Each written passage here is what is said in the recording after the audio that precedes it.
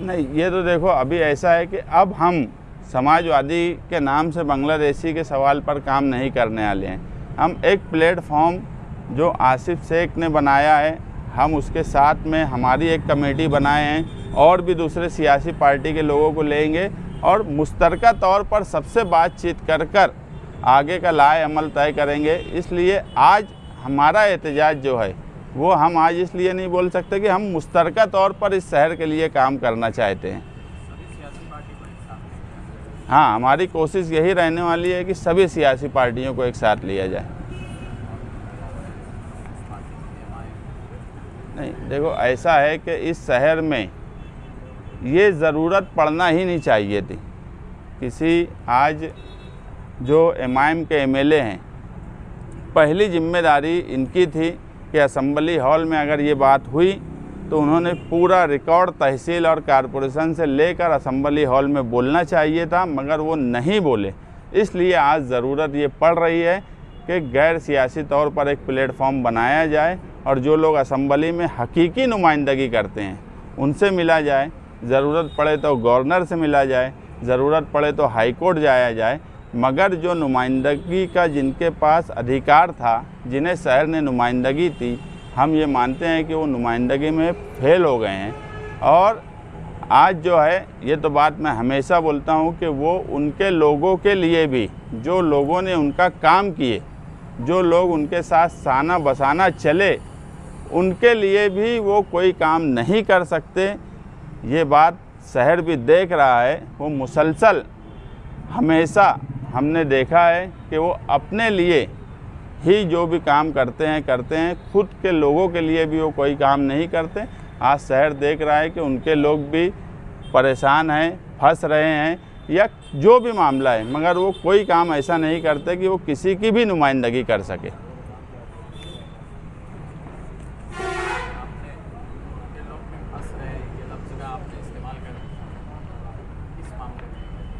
तो पूरा शहर देख रहा है, फंस रहे हैं या सच है मुझे वो नहीं मालूम, वो इंक्वायरी का एक मामला है।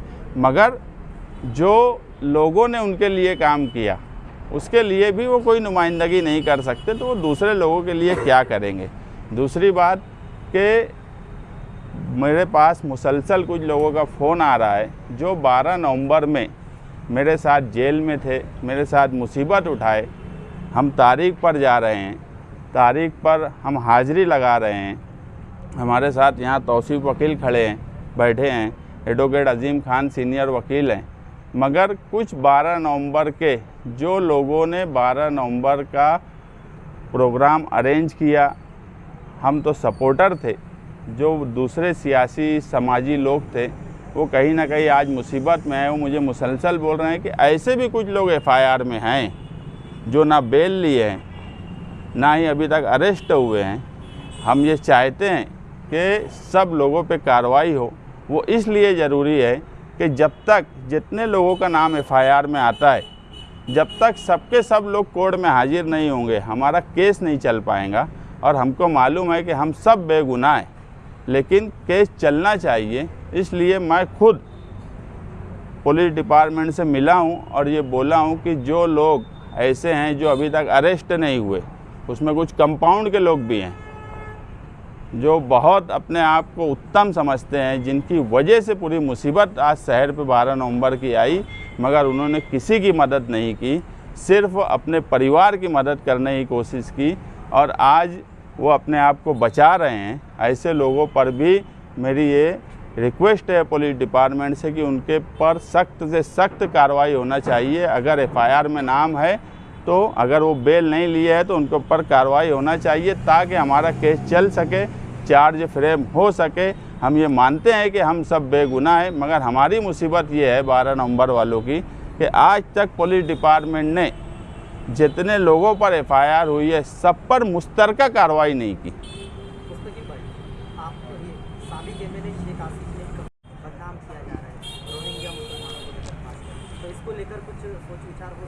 देखो, मुझे मालेगांव शहर के जो जिम्मेदार हैं वो मुसलसल ये बात बोल रहे हैं कि मौजूदा एमएलए से कुछ नहीं होगा, तुम लोग कुछ करो।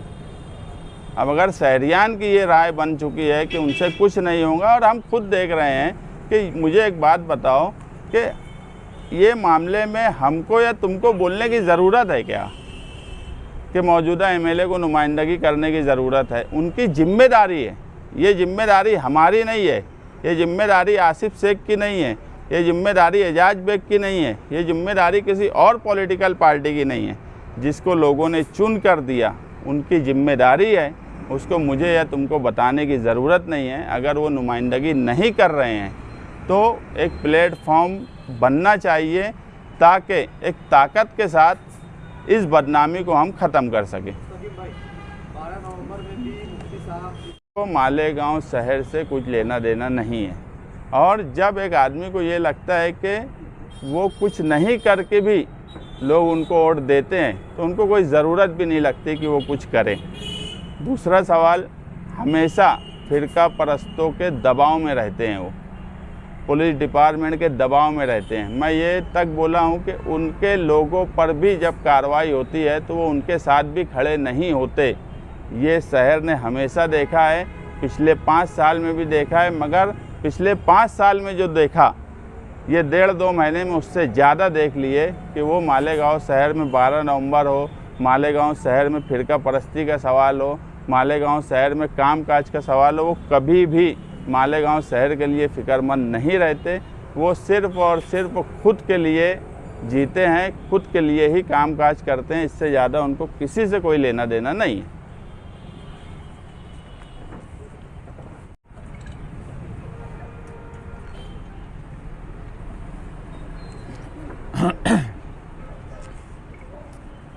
मालेगांव शहर की मुसलसल बदनामी की जा रही है और किरीट सोमैया 17 जनवरी को मालेगांव वापस आए और मुसलसल वो मालेगांव आ रहे हैं और जो बयानात दे रहे हैं उससे कहीं ना कहीं ये जाहिर हो रहा है कि मालेगांव शहर को जानबूझकर टारगेट किया जा रहा है।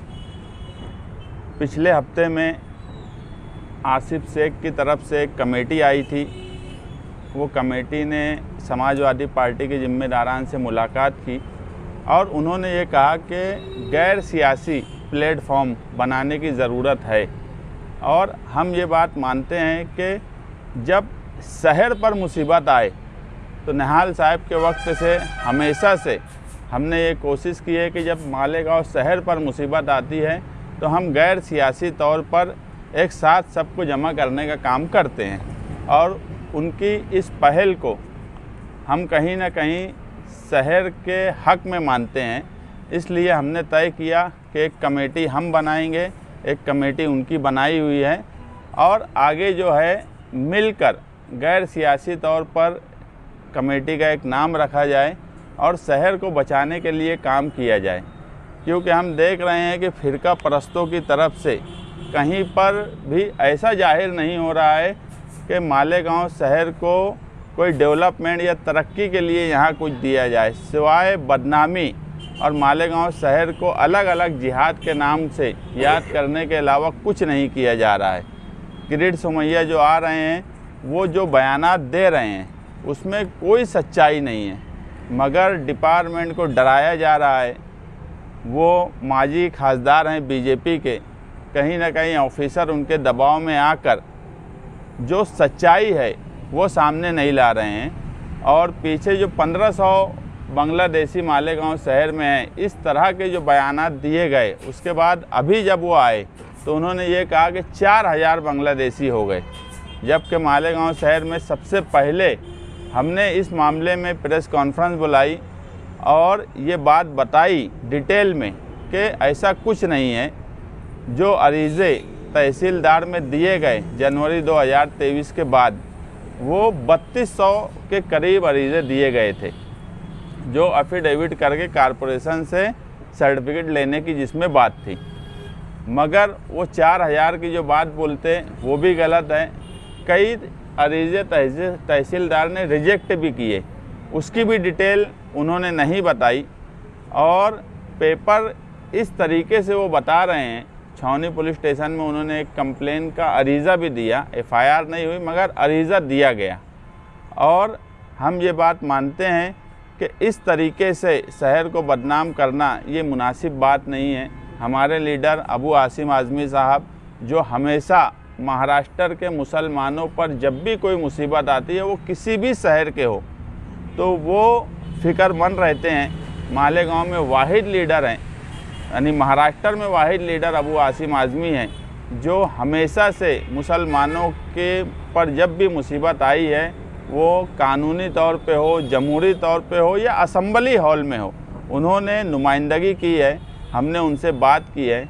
जो SIT नियुक्त हुई है, हम ये भी मानते हैं कि वो SIT कहीं ना कहीं सरकार के दबाव में काम करने वाली है। और किरीट सोमैया जिस तरीके से सरकार को भी गुमराह कर रहे हैं, SIT अगर सरकार सही तरीके से मालेगांव शहर के तहसील विभाग हो, कारपोरेशन डिपार्टमेंट हो या पुलिस डिपार्टमेंट हो, इनसे अगर रिपोर्ट ली होती तो मुझे नहीं लगता कि SIT यहाँ नियुक्त हुई होती।